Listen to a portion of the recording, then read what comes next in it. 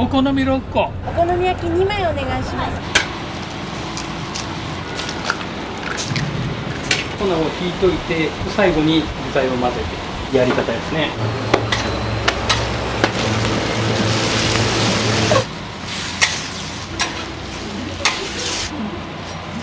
緑のための独特でしょ。昭和からこれです。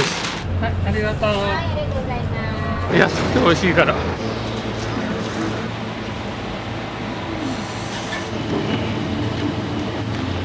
懐かしい味かもしれないよ。甘ったるくなるんでね。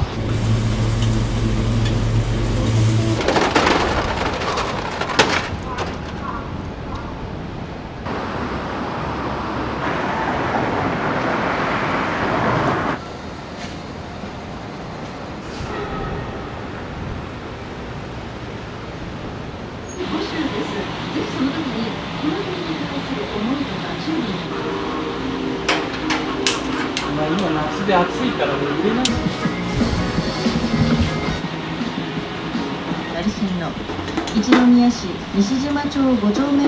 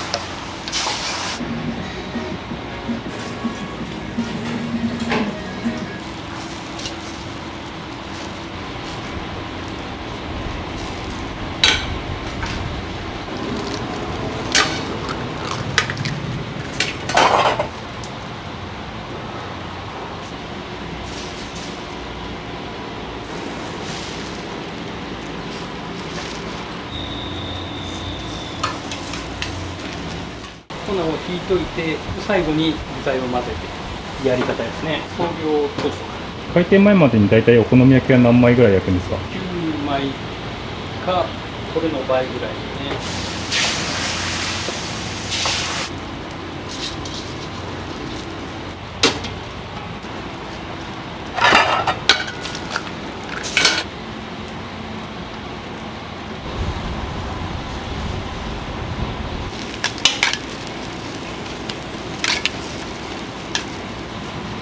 小島さんはこのお店長いんですか？やりだして30年、29年か。何歳の時からですか？27、家業だからね。お父様がじゃあ社長ですか？僕は婿なんですよ。面白そうだなと思ってやりだしたんだけど、本業はね、何になるんだろうな。ここはね、はい昭和59年の4月からやりだしたんです。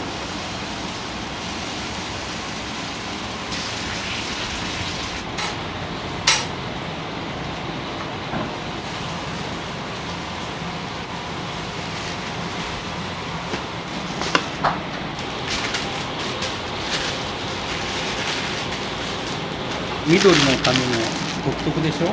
昭和からこれです。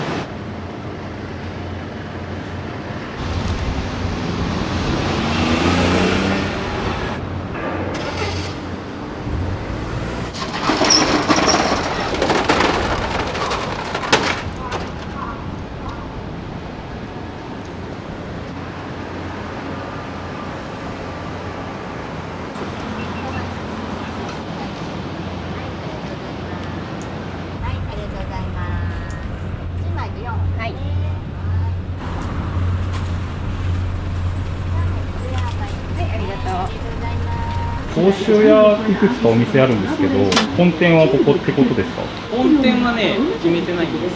錦と白公園の方でしたっけ？あと大須にもありますからね。全部で4店舗ですか？5店舗だけど、大須の方は毎日やってないんですね。最初始めたのが北区になるかな。大須はね、月にね、基本的には2回ぐらいしかやらないんで、お祭りがあるもんで、骨董市って縁日の時ね、あとお正月とか、そういう時ぐらいしかやらなくて、大須はもうお好み焼きだけ、昔は3店やってたんですけども。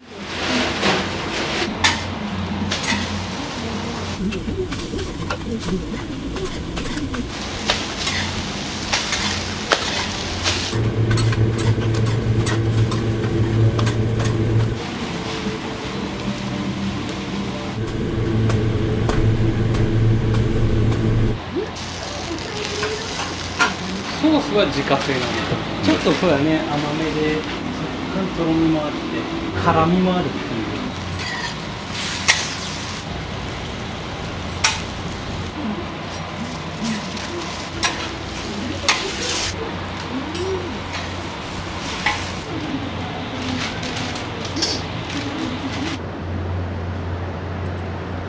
はい、ありがとう。岐阜県の東海北陸ドッカーモーインターの間がお父さのためお好み6個、みたらしと回転焼き3個。はい、ありがとう。はい、ありがとうございます。よくこちらでお買い物をされるんですか？ここは初めて、もともとは向こうの滋賀通りかな、あっちの方買ってたんだけど、今日たまたまこっちの方来たから、王将屋さんのお好きな部分って何かありますか？安くて美味しいから。みたらし3本ください。お好み焼き1枚とこれも1枚と、はい、みたらし3本。1枚と3本ですね。はい。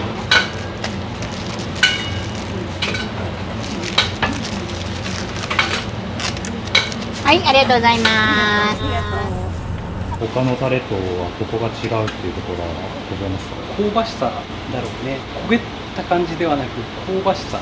タレもうちで職人がとにかく丁寧に何時間もかけて炊いてるタレなんで、やっぱり継ぎ足し継ぎ足しねやってるんで、かれこれ30年ぐらいうなぎ屋でいう命ってこれ何2つ2枚ですね。はい。お好み1枚。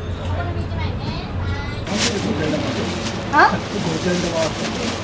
お好み焼きを2枚ください。 660円になります。はい、ありがとうございます。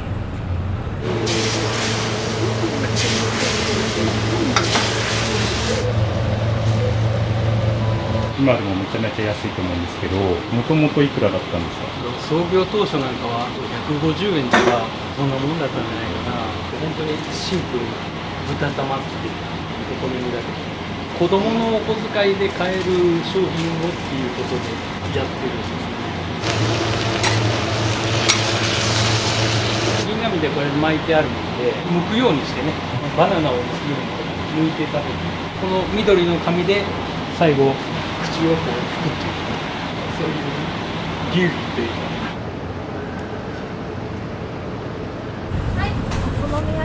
お好み2枚ですね。はい、ちょっとお待ちくださいね。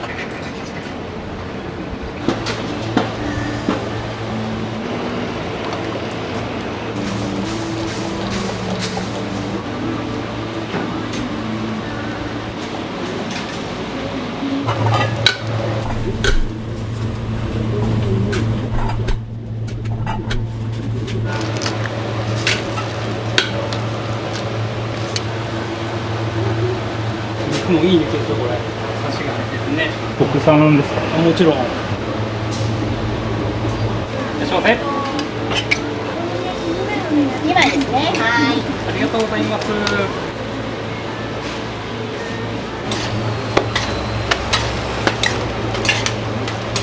これはね、味を染み渡せる。駄菓子屋でおばあちゃんが作るお好みを食べてきた時はね、こうヘラでね潰していってね、味が染みるように。時間が経てば経つほどね、味がね具材に染み込んでっちゃってね、ソースの味がしなくなっちゃうんです。だからなるべく早く食べてもらった方がいいんですよね。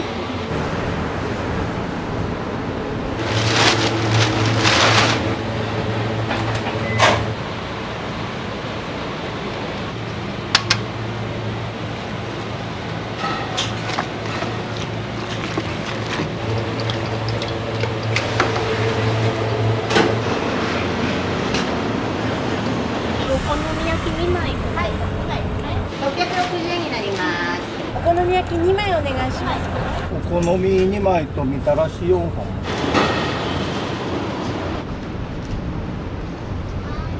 好み焼きを2枚とみたらしを1本と大葉焼き大葉1つですね。860円になります。200円お返し。ありがとうございます。みたらし10本とね、はい。大葉焼き5本。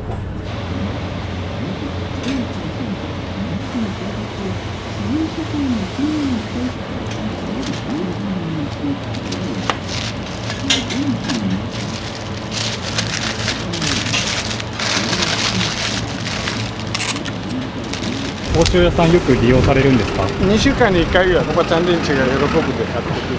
味はね、喜ばれてる。昔から来られてたんですか？昔からね。懐かしい味かもしれないよ。甘ったるくなるんでね。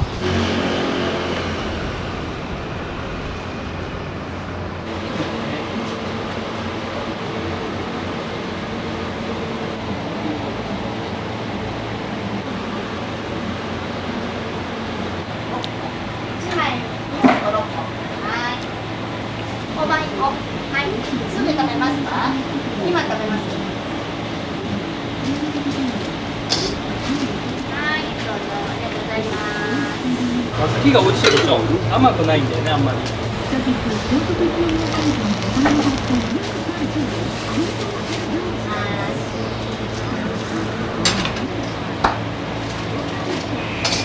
ありがとうございます。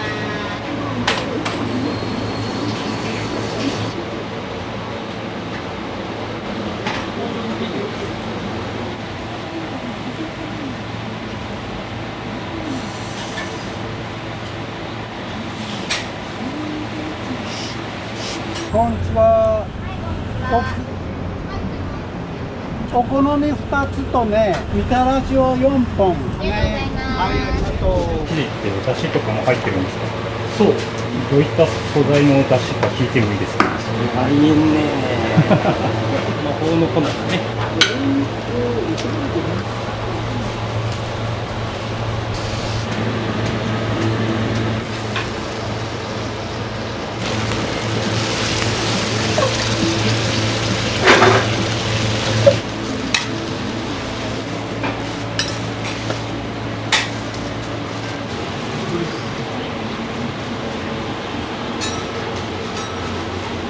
はい、1枚ですね。はい。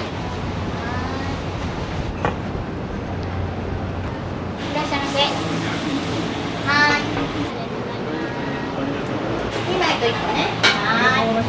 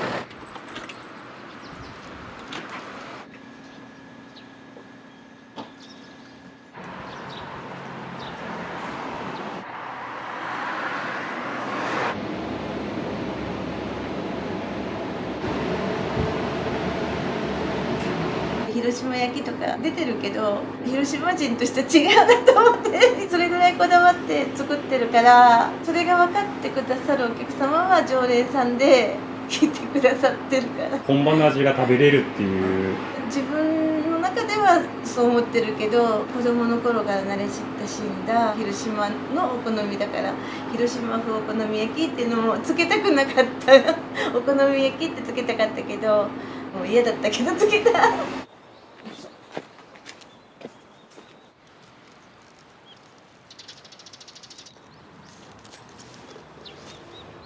店で使うやつはネギだけ。キャベツもやったんだけど1日に6個から8個使うんですよ。ここ1列作って8個ぐらいな。ということは1列が1日で終わっちまうもんで、だからもうキャベツは諦めました。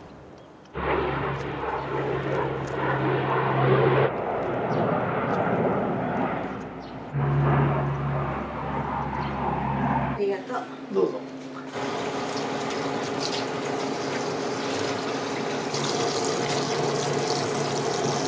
ここがお父さんの実家、親が一昨年に亡くなってここに帰ることになってここを嫁に来た時に介護の仕事してたんだけど場所がいいなと思って「お好み焼きしたらいいよね」とか言って23の時だったんだけど話してて、でもそれっきりそんな喋ってないですね。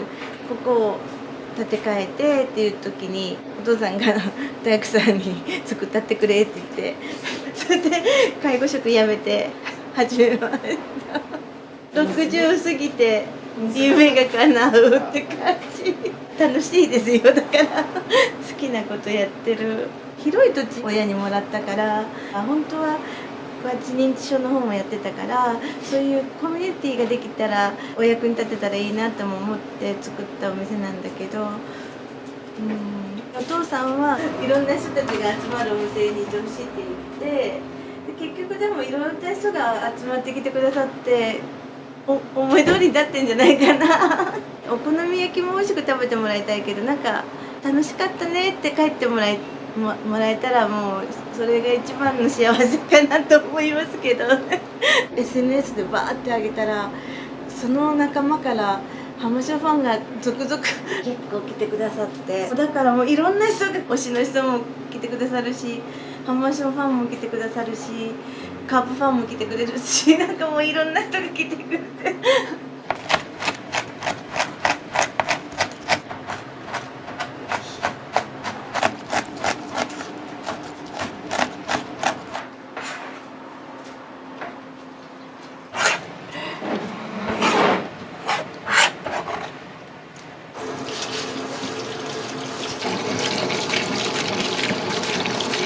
青ネギを苗を植えてもらってもうお好み焼きだけに使うようにしてます。何回か洗うことでネギ臭さが取れるのでさっぱりと食べれるかなっていう感じでちょっと工夫しています。お肉も上がるしタンク商品さんも上がってるから儲けが今利益率が 50% って言って、会計士さんの人にやっぱり 50% だと赤ではないけど私の給料が出ないくらいもうボランティア状態だからそれではなんか続きしないよっていうことでご指導いただいてお給料が出るぐらいは上げてもそれは問題ないんじゃないかっていうことで上げさせてもらいました。お客様に申し訳ないけどそうさせてもらおうかって言って。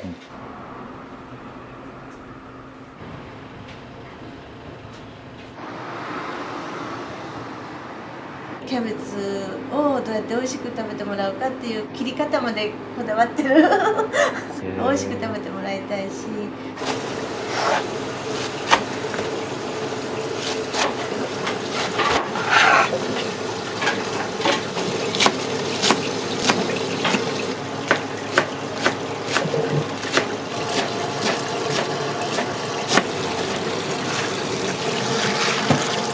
直前に切った方がキャベツが美味しいから要求しない。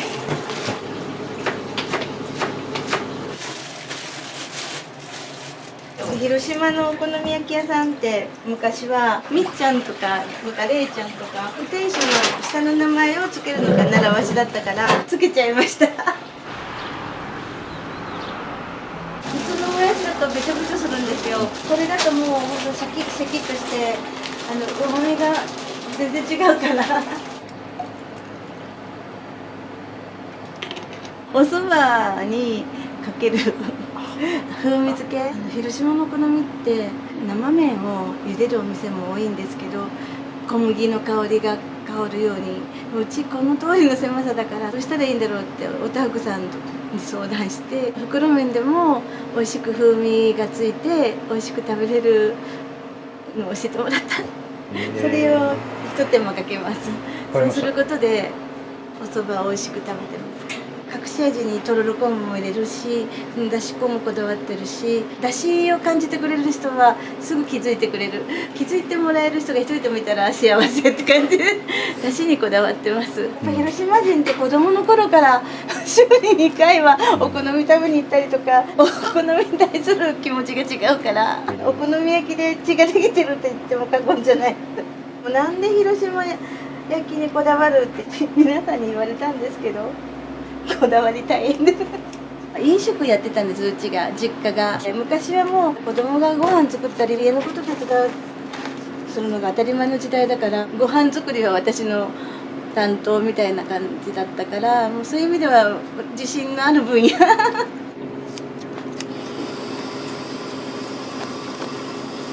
お子様セットらしいです。なんかサービスですね。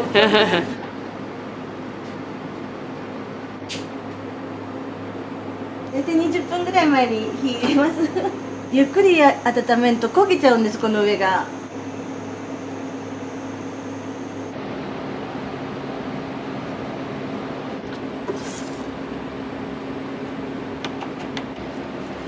ちょっと一晩寝かせます、いつも。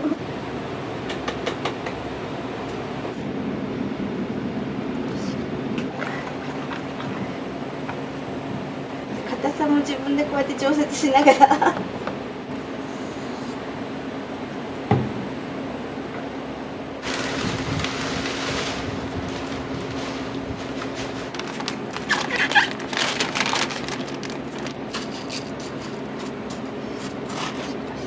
多いと30人かな、だいたい20人平均かな、限られてますよね。この中で4枚ずつしか焼けないし、7席だし、どんだけ頑張ってもそれほどたくさんは来れない。もうそれがもう私の限界なので。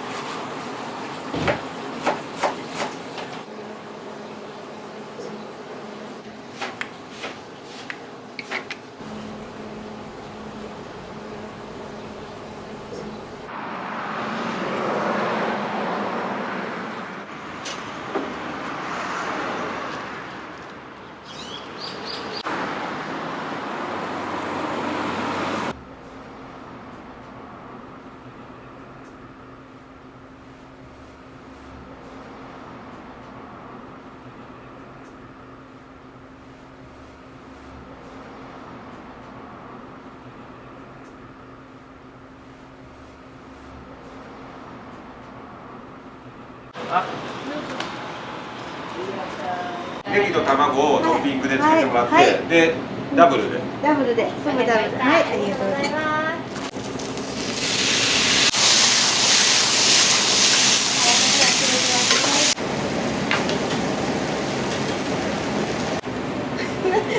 めちゃくちゃ緊張してる。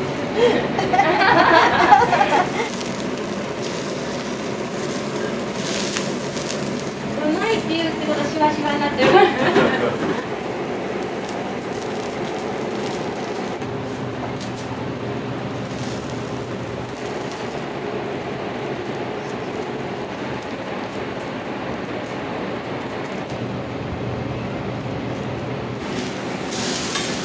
水分量とか硬さとかにもよるんですけど、焼くときにお水を足すことで蒸し焼きができるってい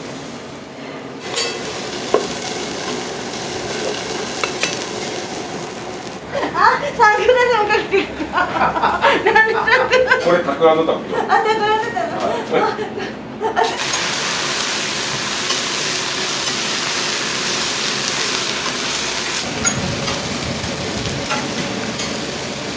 心配するんだっていう話なんだけど、いやもっと2位とか3位が減ってきて、こういつも大体やるさイベントとかでさ、1000再生するようになって、ゆかちゃんから焦ったから言ったので、そこで失速しちゃっても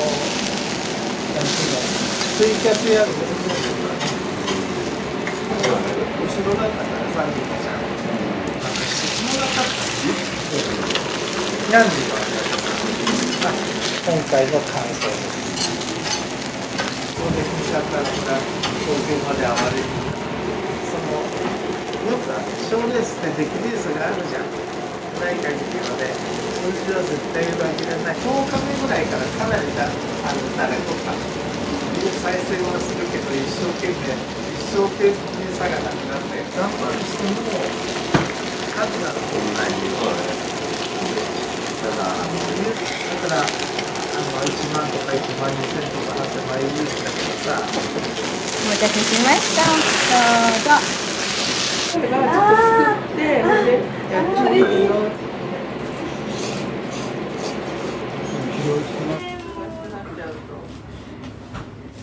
なんかね、初めお好み。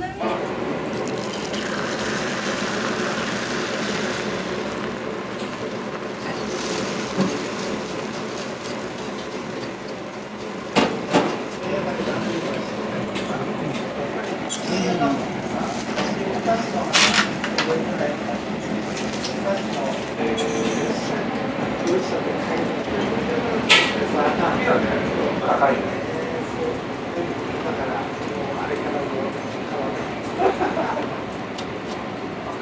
どうぞ。ありがとうございます。はい、いえいえ。これも。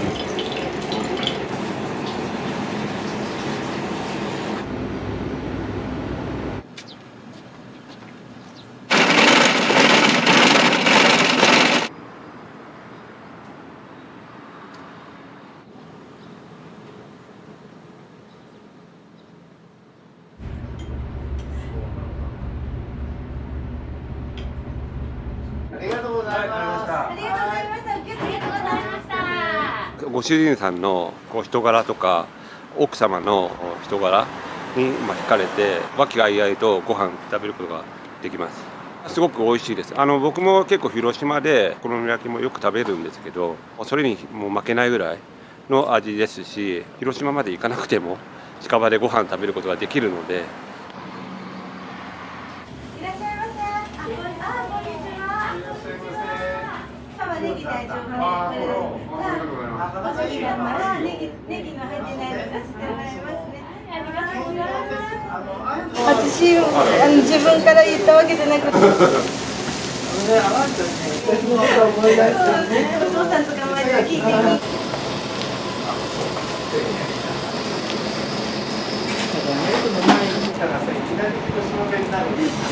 なりますよね。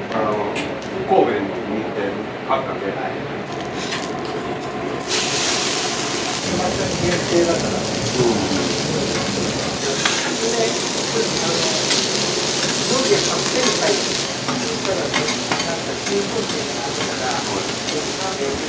ああ、それは分からない。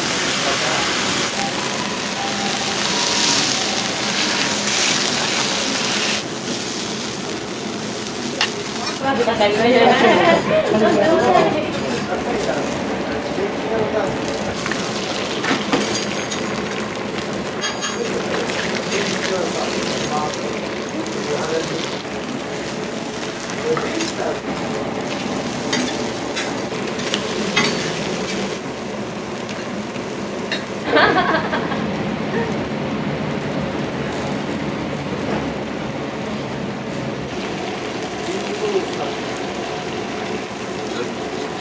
ゆっくり食べててください。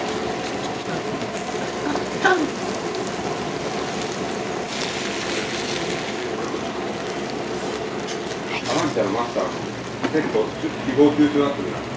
まだやっぱね。あれ後チンとなったじゃん。すみません、お待たせいたしました。どうぞ。お待たせいたしました。どうぞ。事件って私はそのままで。じゃあこちらでどうぞ。かっこいいんだけどね。相手もさばないよね。今のやつ、最近のやつはね、別にインスタ映えする。そうなんだ。あったんだ。だからね、まともに戦ってると、僕が悪いぐらいの話をするがね。ありがとうございました。お気をつけて。はい、すごい偶然です。すごい偶然。皆さん、お持ち帰りがイカ天で1枚で、こちらでうどんに卵。はい、お持ちしました。あ、そば玉の代わりにうどん玉が入る。へえ、そうなんだ。また食感が違います。食感違うんですか？食べてみようかな。そばをうどんにしてもらって、で卵とはい、うどんにして。なんか白よかったです。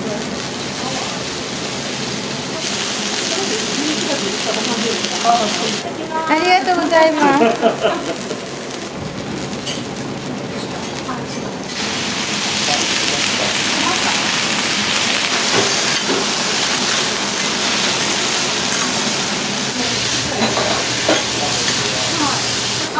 最近ちょっと本当に2月からまだ始めたところなんで。そうなんですね。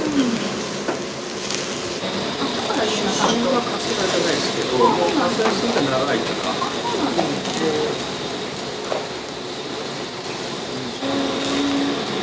地域活性の会セクター交流館、まあ、そこの人がなんだろう、地域交流っていうか誰でも来てね、こう聞いたり見たりとか、あ、私ですか。そんなす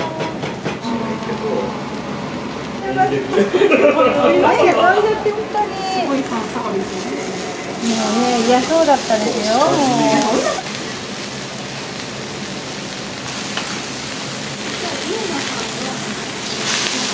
上野さんで、なんだろう、春雨さんって方が入っていたんですけど、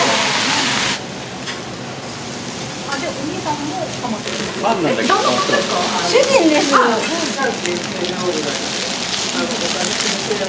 何でしたっけ？何年でしたっけ？1900で家庭教師をお願いしたんですけど、確か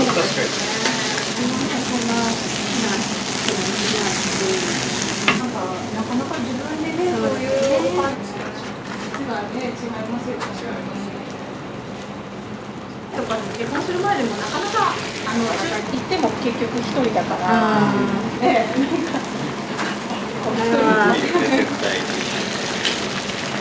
んかじわーっとね、じわーっとね、感想を語りたい。そうそうそう、語りまでもありがとう。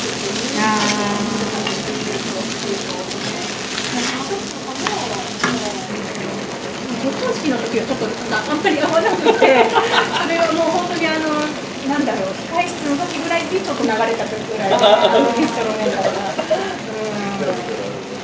日本だろう、生まれて1000円でオーラを見る人一人やって言われて、頭をしないで。上に置きますね。ちょっとお待ちください。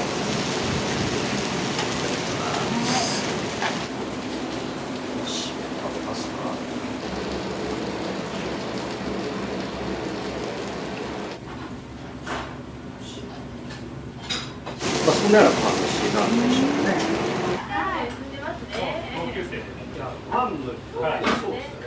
お好み焼きのうどんって細めでしっかりしたうどんを広島では使うんだけど、こっち来てなかったんで、そのうどんに巡り合わなくて、お客さんの広島出身の人はやっぱりうどんがないのはなんでっていうことで、じゃあ早く見つかるといいねっていうことでやっと見つけて、今年の1月から菓子当てたうどんでやってます。限定3食で。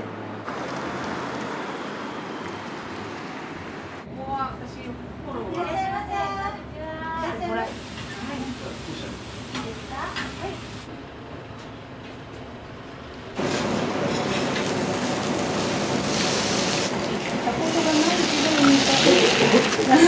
すごいな。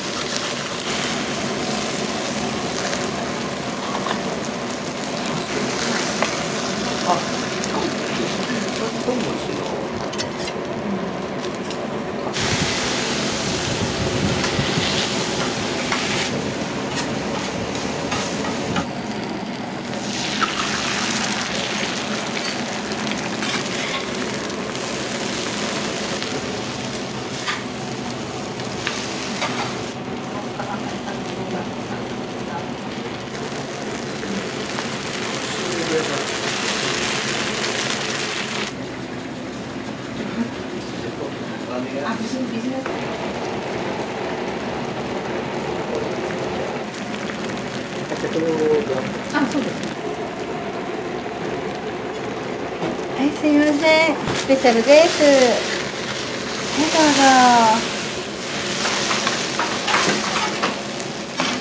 でさっきの小玉さんなんですけど、緑とかモーニングからやってて、ランチもやってて、それがプリンとか、これはテイクアウトで。美味しかったです。はい。美味しいね、やっぱり。そう素敵なご夫婦だった。本当に大好きなんですよ、私。明るくて。いや。ふみちゃんの愛嬌というか優しさがすごい伝わってくるんで居心地のいい場所ですね。そうです。何重にもこう積んで作ってあるんでまず食べ応えがすごいです。一枚食ったらもうお腹いっぱいですね。味は抜群にいいです。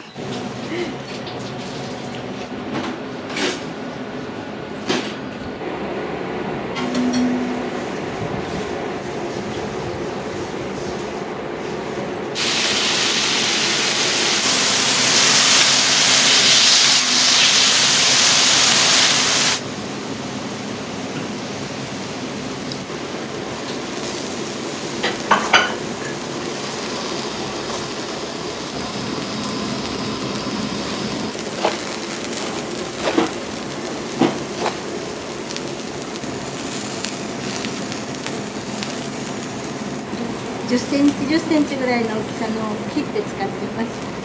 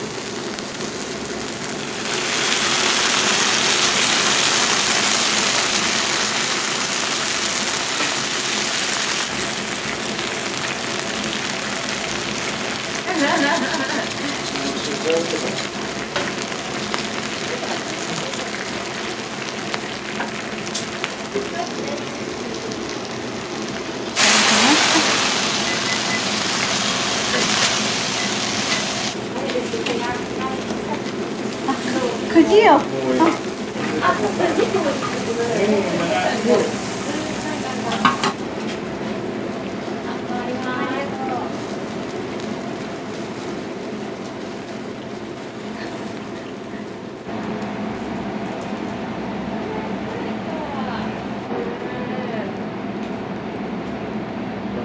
サングラスは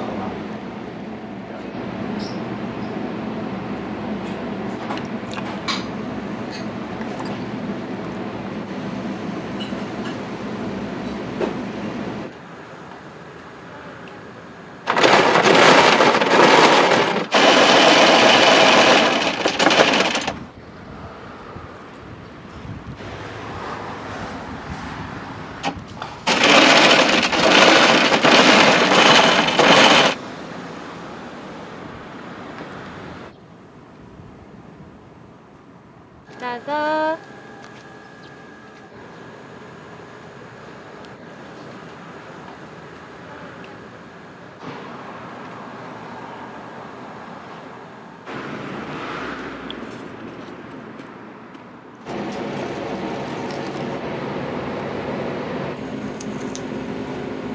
25番です。どう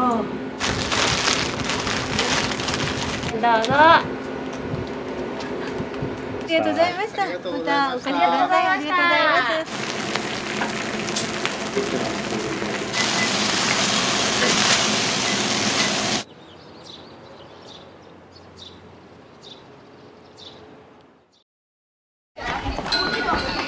いらっしゃいませ。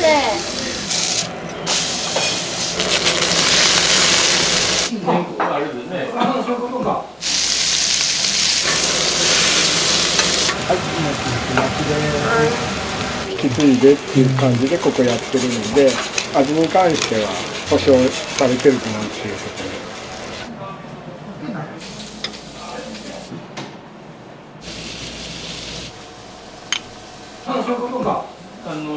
味付けが優しいから食べやすい、食べやすい。ちょい飲みセットでおばんざいで頼んで、めっちゃくちゃ安い。誰でもこうガラガラガラ家へ帰ってくるような気分で「ただいま」って帰ってくるような店作りにしてます。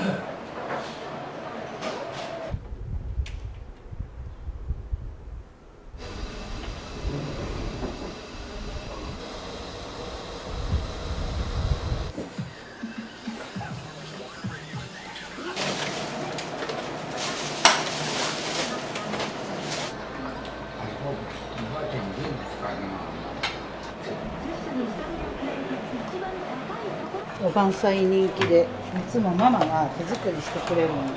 週替わりなんですね、メニューが。いらっしゃいませ。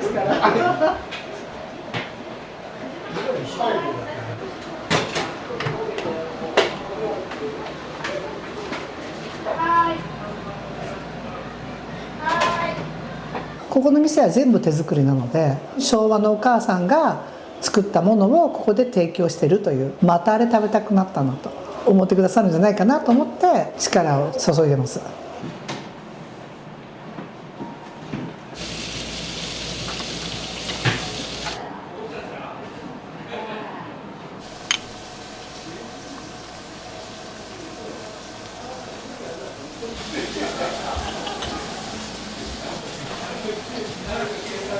もう何でもやったらいいんだろう。うん。これやったらこれだけやってる。あれでね。そういうことか。ここ歩いてない。ここまでしか歩いてないです。ここあとちょっと行くと右側に酒蔵があって、酪農屋っていう酒蔵があるんですよ。そうなんですか。卸にはね卸されてない。でこの一本向こう側にはこの星盛りっていう酒蔵があるんですよ。そんなあるんですね。でここも卸されてない。で皆さんこの構内住んでてもこの2つは飲んだことがないって方が結構見えになって。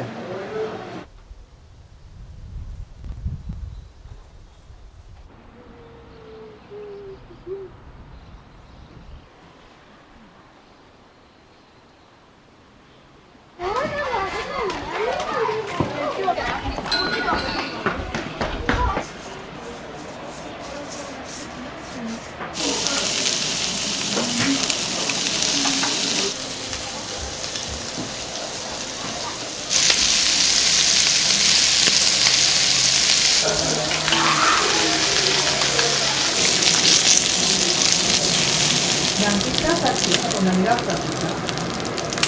何があったんですか？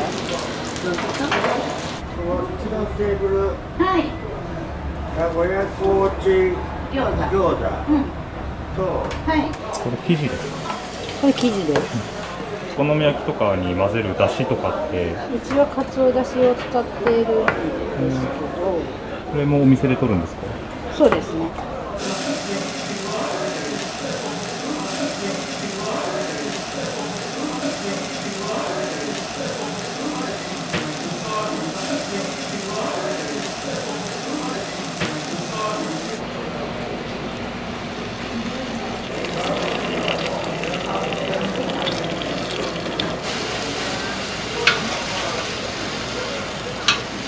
はーい。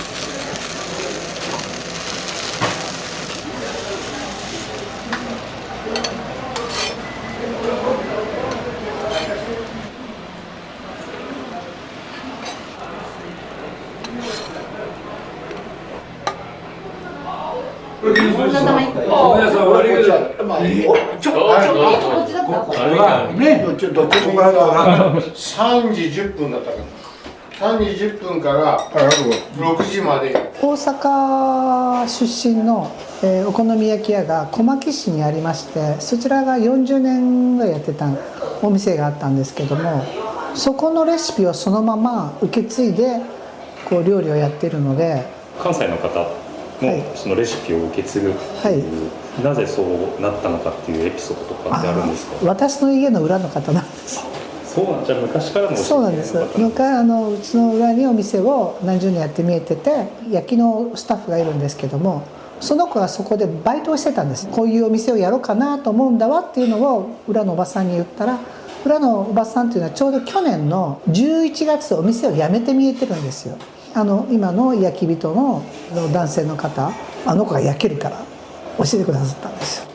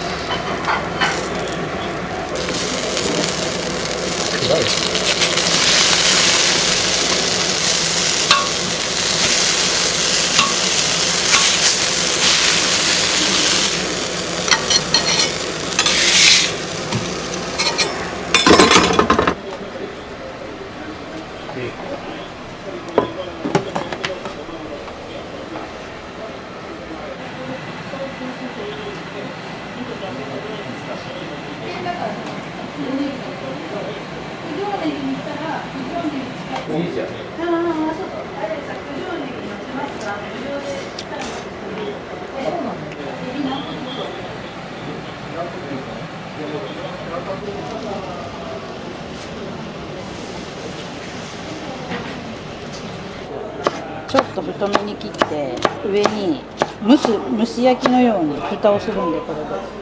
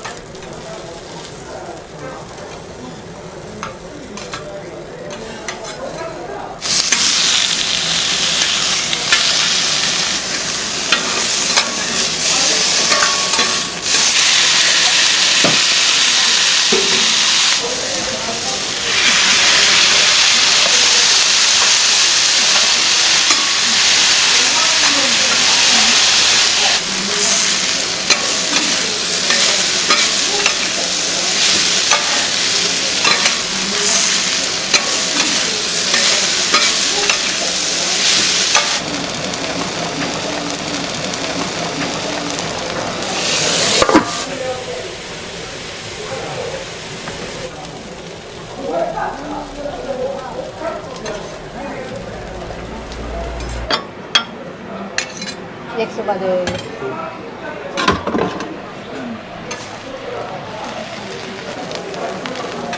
美味しそうですね。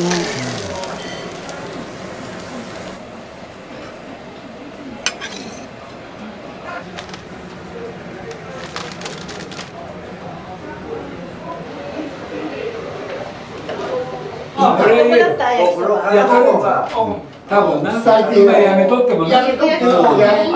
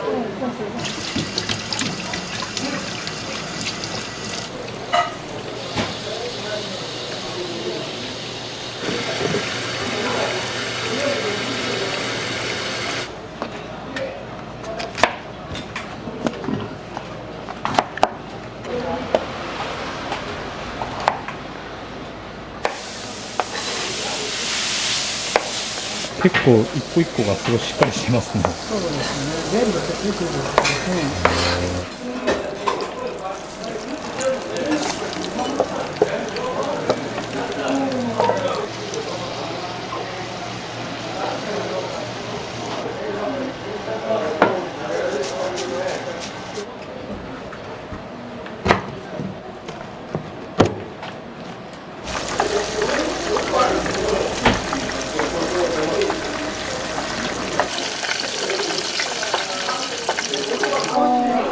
焼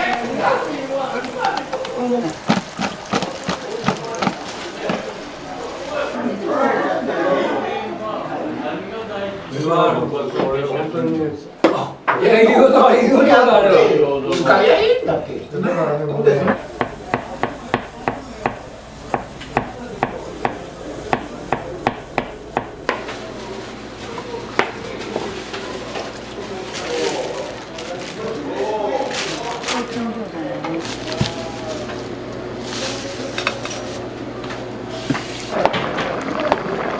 結局飲んじゃってる。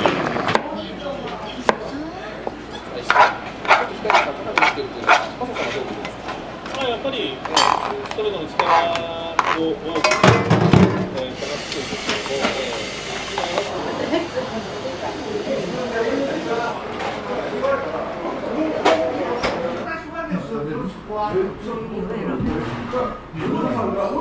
ややっこで醤油で食べたい。あ、からしがねったる。ゴーヤチャンプル。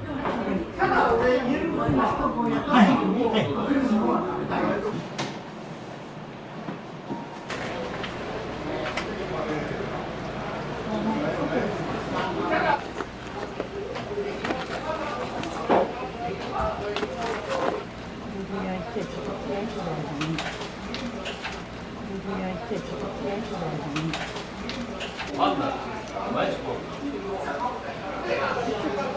しいたけ、しいたけあったのね。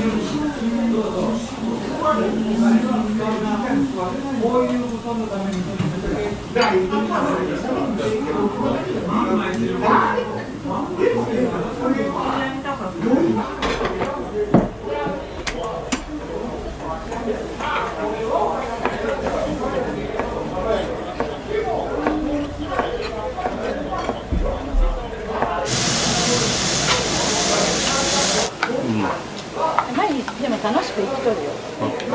ああ、生き生きする生き方。痛くなっちゃうよ、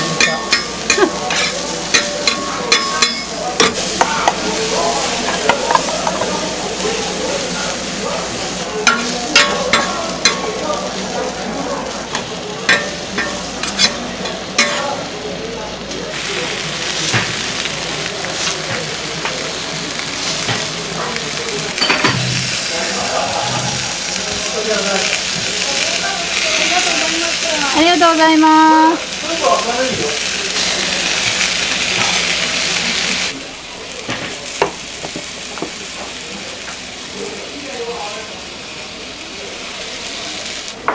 待たせしました。イカ玉ですね。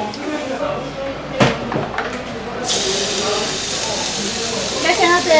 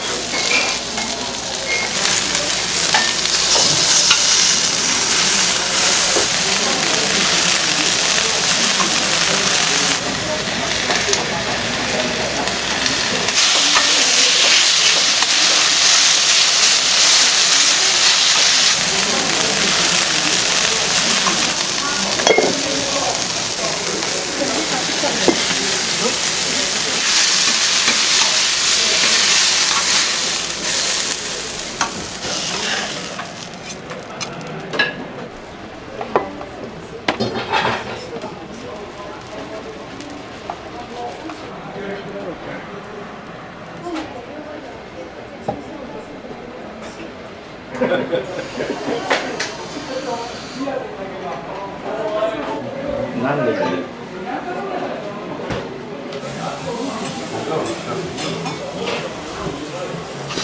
肉の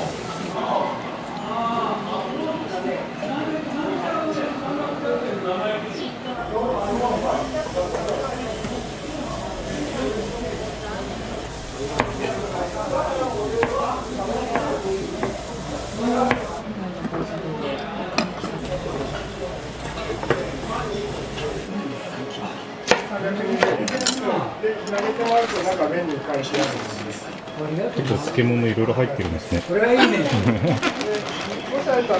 箸休めあった方がいいじゃない。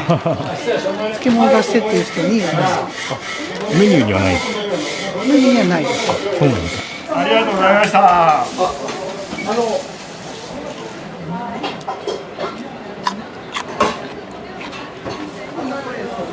おかむりを一種の機械ですよね。円のもので、うまいこといかんのだもん。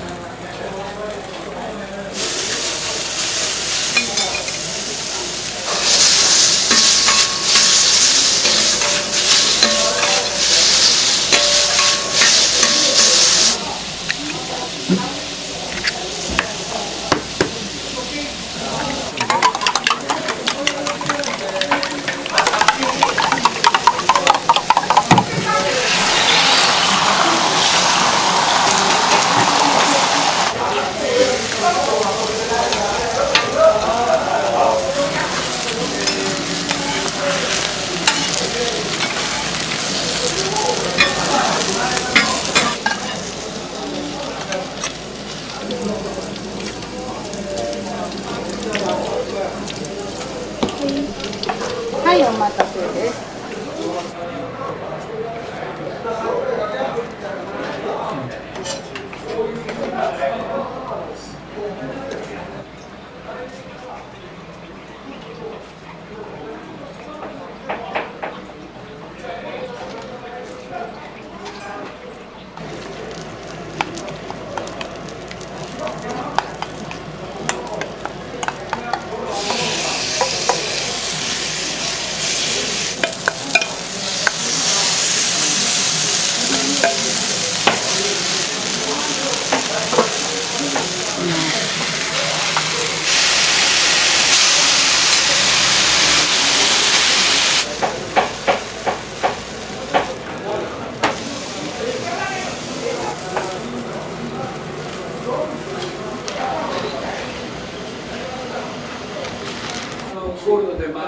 イカ焼き。これ本当に大変に言われた。飲んだ時に大変なさ、あ、イカ焼きか。ああ、すごいですね。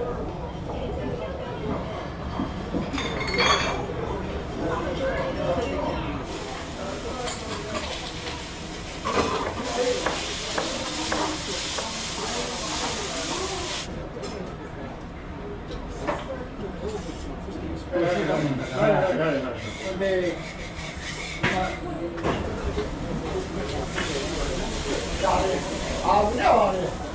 どうも、ごちそうさん。ありがとうございました。わ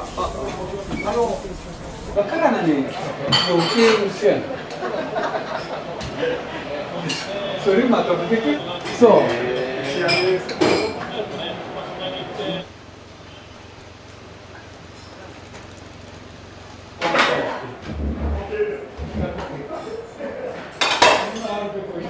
楽しくやってます。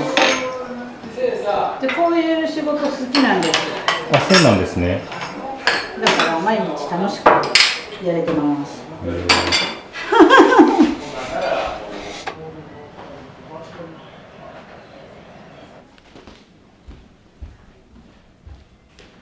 2時間2000円でお貸ししてるので、子どものなんか教室だとかヨガだとか何でも駅も近いので広いし使っていただきたい。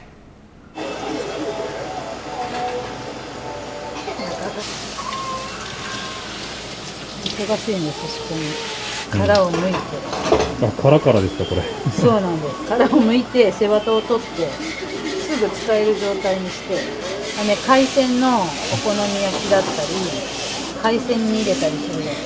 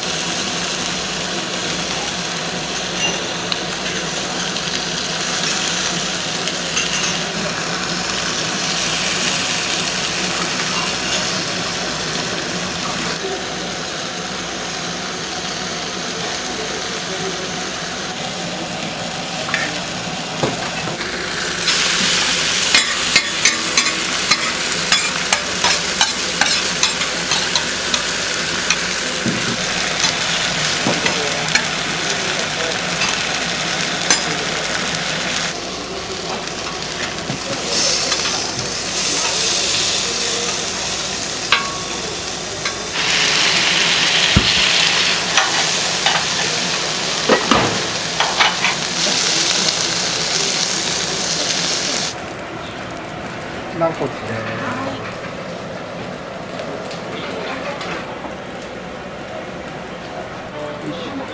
はい、鶏つくねで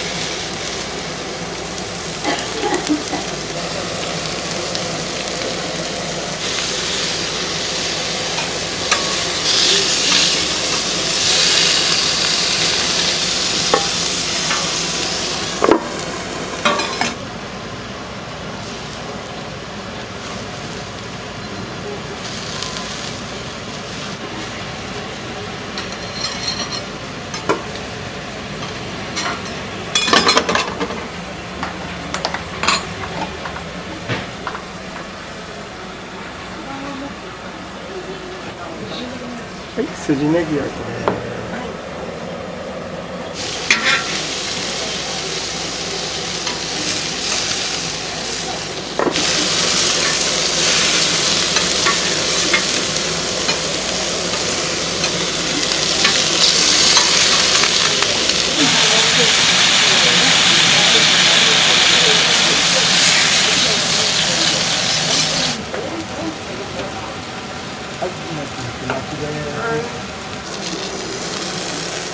はい、トマト。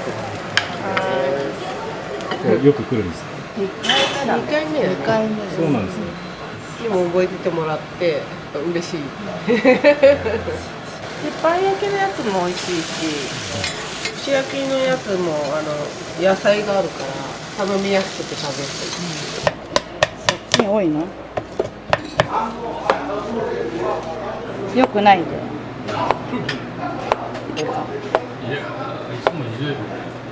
ごぼうのうまみ。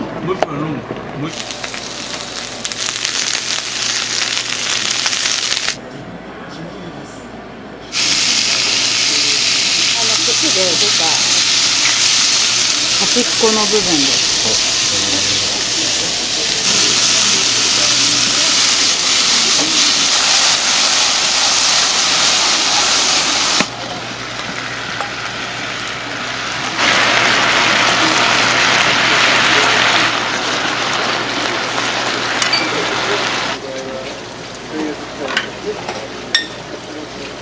大体目分量そうなんです。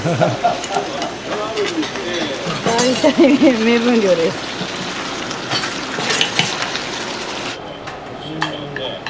本当に、これで来るんです。そうなんです、そうなんです。これですね。これ1合分なんです。これについて飲んでもらいます。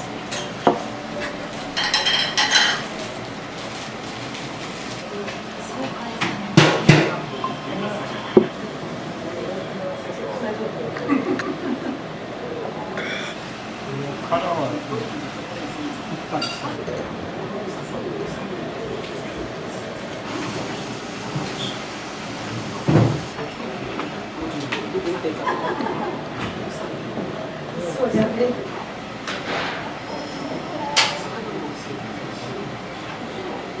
黒焼きも焼きそばもできますけど、ちょっと時間かかりますけど大丈夫ですね。早いですね。霧島今から焼くので。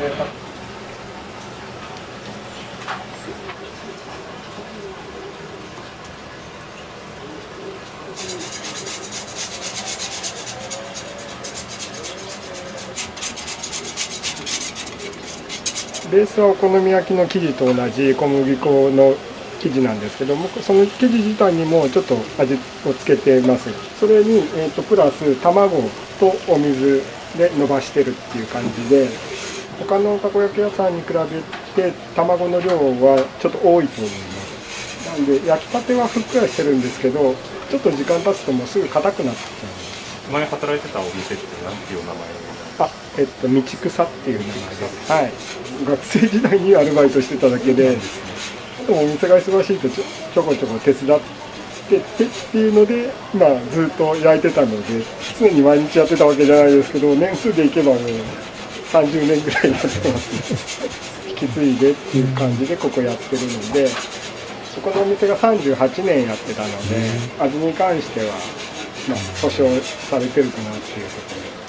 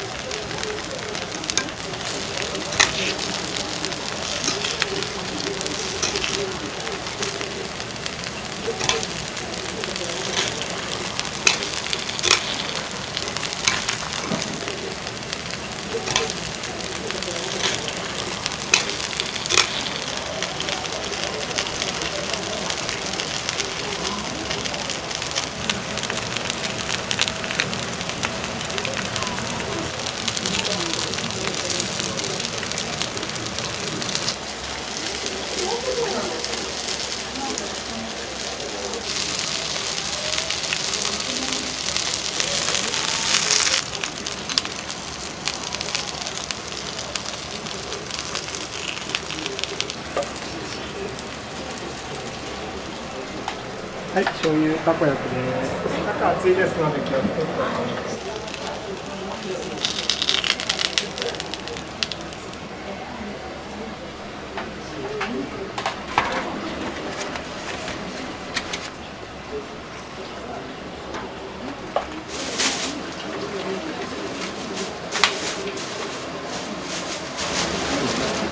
面白そう。ありがとうございます。